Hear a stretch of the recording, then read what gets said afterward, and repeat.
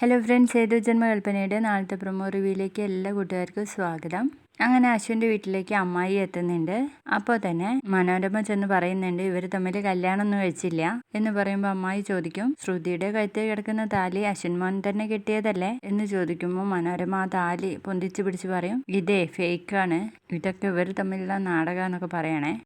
അതിനുശേഷം കാണിക്കുന്നത് അശ്വിനും ശ്രുതിയും ചേർന്ന് ഒരു റൊമാൻസാണ്. അങ്ങനെ കെട്ടിപ്പിടിച്ച് നിൽക്കുന്നുണ്ട്.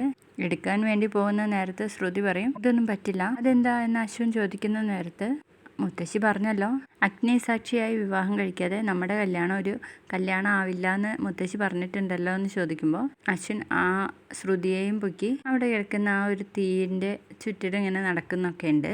പിന്നീട് നമ്മുടെ ശ്രുതി അശ്വിനോട് പറയുന്നുണ്ട്, നന്ദിയുണ്ട് എൻ്റെ വീട്ടുകാരുടെ മാനം രക്ഷിച്ചതിന്. നിങ്ങൾ പോകുന്നതിന് മുമ്പ് എനിക്കൊരു കാര്യം കൂടെ പറയാനുണ്ട് എന്ന് പറഞ്ഞിട്ട് ഐ ലവ് യു എന്ന് പറയാണ്. അപ്പോൾ നമ്മുടെ അശ്വിനാണെങ്കിൽ ശ്രുതിയെ ഒന്ന് കിസ് ചെയ്യാൻ വേണ്ടിയിട്ട് പോകുന്ന ഒരു അടിപൊളി പ്രമോ ആണ് കണ്ടിരുന്നത്.